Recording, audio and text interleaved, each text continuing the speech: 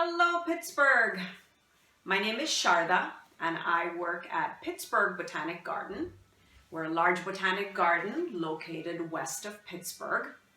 Unfortunately, our garden is closed right now, so I thought we could bring a little bit of nature to your home from us. So today we are going to learn about plants, and we are going to read a book about plants and the parts of a plant that grow above ground and those parts that go under the ground. So I want you to think a little bit about the plants that you eat every single day.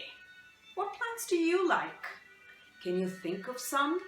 I'm going to give you a minute to just think. If you have some ideas, maybe you can share them with the people who live in your house, and just hold that thought in your head. So I actually brought some examples to share with all of you about some of the plants that I like to eat. So I'm going to get started. I have here, this is a bunch of lettuce. As you can see, these are the leaves of the lettuce, and this is the part that grows above ground. And this is the part of the lettuce plant that sits inside the soil. And if this was a whole plant, you might see the roots coming down into the soil. So the part of the lettuce that we eat grows above the ground. Right? I love lettuce. It's so crunchy and crisp. All right, I'm going to pull another example here. Let's see what we've got. Ooh, look at this. This is a potato. Do you like to eat potatoes? So potatoes actually grow underneath the ground. So this is the part that sits in the soil, and the parts of the plant that grow above are the leaves, which we don't see right now. But this is the part of the plant that grows under the ground, and it stores all the nutrients for the plant. I love eating potatoes. I like potato salad. All right, let's see. Shall we pull out another example? Ooh, this is a good one. This is an onion. And an onion is a bulb, and it grows underneath the ground. So this is the part right here that we eat, and that grows under the ground.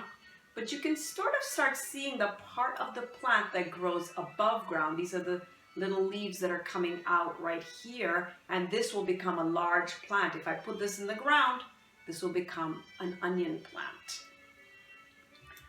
I have a couple of more examples to share with you. This is a garlic bulb. Again, this is the part of the plant that grows under the soil, and then there's a part that grows above that we can't see right now. I have some good ones here. This is an apple. Where does an apple grow? Does it grow under the ground, or does it grow up above? I'll let you think about that for a minute. So apples actually grow on trees. They are the fruit of the apple tree, and they definitely grow above the ground. They're hanging usually on the trees, and we harvest them in the fall. They're yummy. And I've got one last one here to share with you. This one is a lemon, also a fruit, and they grow above the ground. All right, now that we've learned a little bit about plants that we eat that grow either below the ground or above the ground, I have a story to share with all of you. It's called Tops and Bottoms by Janet Stevens. And I'm going to bring it close so you can take a look. Here we go. And look at all these yummy vegetables that grow, that we all get to eat. Oh, look at these that are growing underneath the ground. Alrighty, here we go. Ready? Okay. Once upon a time, there lived a very lazy bear who had lots of money and lots of land. His father had been a hard worker and a smart business bear, and he had given all of his wealth to his son. But all Bear wanted to do was sleep. Not far down the road lived a hare. Although Hare was clever, he sometimes got into trouble. He had once owned land, but now he had nothing. He had lost a risky bet with a tortoise and had sold all of his land to Bear to pay off the debt. "The children are so hungry, Father Hare. We must think of something," Mrs. Hare cried one day. So Hare and Mrs. Hare put their heads together and cooked up a plan.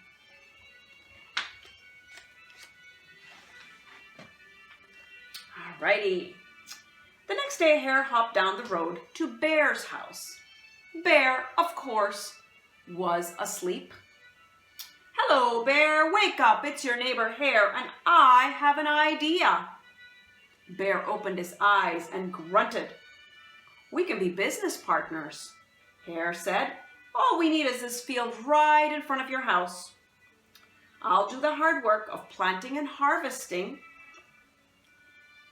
and we can split the profit right down the middle. Yes, sir, Bear, we're in this together. I'll work and you sleep." "Huh?" said the bear. "So what will it be, Bear?" asked Hare. "The top half or the bottom half? It's up to you. Tops or bottoms?" Let's see," Bear said with a yawn. "I'll take the top half, Hare." "Right, tops." Hare smiled. "It's a done deal, Bear. Which half would you choose?" Something to think about. So Bear went back to sleep, and Hare and his family went to work. Mrs. Hare watered, and everyone weeded. Look at that, Bear's still asleep, isn't he? Bear slept as the crops grew. When it was time for the harvest, Hare called out, "Wake up, Bear. You get the tops, and I get the bottoms." Look at these. Look at all the goodness that goes in the bottoms, huh? I see some carrots and some turnips and some radishes, all good eats. Bear stared at his pile. "But Hare, all the best parts are in your half." "You chose tops, Bear," Hare said. "Now, Hare, you have tricked me. You'll plant this field again, and this season I want the bottoms." Hare agreed. "It's a done deal, Bear." So Bear went back to sleep, and Hare and his family went to work. They planted, watered, and weeded. Look at that. Bear's still sleeping, huh? Bear slept as the crops grew. When it was time for the harvest, Hare called out, "Wake up, Bear! You get the bottoms and I get the tops." What do you think is going to be on the tops, huh? Shall we find out? Hare and his family gathered up the lettuce, the broccoli, and the celery. And Hare pulled off the bottoms for Bear and put the tops in his own pile. Now you decide which one looks better. Is it the tops or the bottoms? What do you think? I think I'd rather eat the lettuce and the celery, don't you? All right, Bear looked at his pile and scowled. "Hare, you have cheated me again." "But Bear," Hare said, "you wanted the bottoms this time." Bear growled, "You plant this field again, Hare. You've tricked me twice, and you owe me one season of both tops and bottoms." "You are right, poor old Bear," sighed Hare. "It's only fair that you get both the tops and the bottoms this time. It's a done deal, Bear." I wonder what they're going to plant next, huh?